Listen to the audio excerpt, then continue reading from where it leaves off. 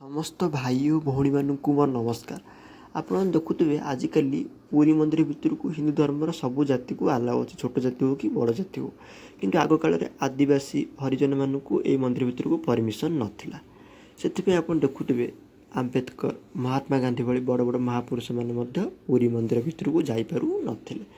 ଏସବୁ ସ୍ୱାଧୀନତା ପୂର୍ବ ବେଳର କଥା ଥିଲା। ଠିକ୍ ଅଛି ସାଙ୍ଗମାନେ, ଏଠି କିଛି ଲୋକ କହିପାରନ୍ତି କି ମହାତ୍ମା ଗାନ୍ଧୀ ତ ପୁରୀ ମନ୍ଦିର ଯାଇଛନ୍ତି, ରିପୋର୍ଟ କହୁଛି ହଁ ମହାତ୍ମା ଗାନ୍ଧୀ ପୁରୀ ମନ୍ଦିର ଯାଇଛନ୍ତି କାରଣ ମହାତ୍ମା ଗାନ୍ଧୀ ଉଚ୍ଚ ଜାତିରେ ଥିଲେ।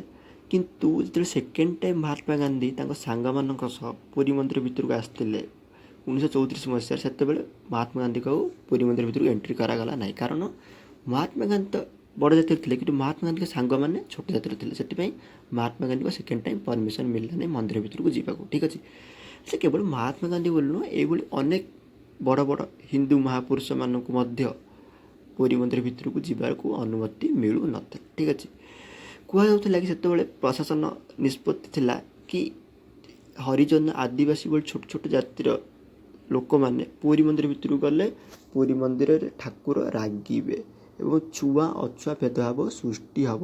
ତେଣୁ ଏହିଭଳି ଲୋକମାନଙ୍କୁ ପୁରୀ ମନ୍ଦିର ଭିତରକୁ ଆଲାଉ ନଥିଲା। ଠିକ୍ ଅଛି, କିନ୍ତୁ ପରେ ବିଭିନ୍ନ ଛୋଟ ଜାତି, ଆଦିବାସୀ, ହରିଜନ ଲୋକମାନେ ଆନ୍ଦୋଳନ କଲେ, ରିକ୍ୱେଷ୍ଟ କଲେ କି ଆମକୁ ମଧ୍ୟ ପୁରୀ ମନ୍ଦିର ଭିତରୁ ଜଗନ୍ନାଥ ଠାକୁର ଦର୍ଶନ କରିବା ପାଇଁ ଛାଡ଼ନ୍ତୁ। ତାପରେ ବହୁତ ବାଦ ବିବାଦ ପରେ, ସ୍ୱାଧୀନତା ପରେ ଶଙ୍କରାଚାର୍ଯ୍ୟ ଏବଂ ବିଭିନ୍ନ କମିଟି ମିଶିକି ନିଷ୍ପତ୍ତି ନେଲେ କି ଏଥର ଛୋଟ ଜାତି, ଆଦିବାସୀ, ହରିଜନ ଲୋକମାନେ ମଧ୍ୟ ଠାକୁର ଦର୍ଶନ କରିବା ପାଇଁ ମନ୍ଦିର ଭିତରକୁ ଯାଇପାରିବେ। ତା ପରଠୁ ଆଜି ପର୍ଯ୍ୟନ୍ତ ହିନ୍ଦୁ ଧର୍ମର ସବୁ ଜାତି ଏ ମନ୍ଦିର ଭିତରକୁ ଯାଇପାରୁଛନ୍ତି ଖୁସିର ସହ।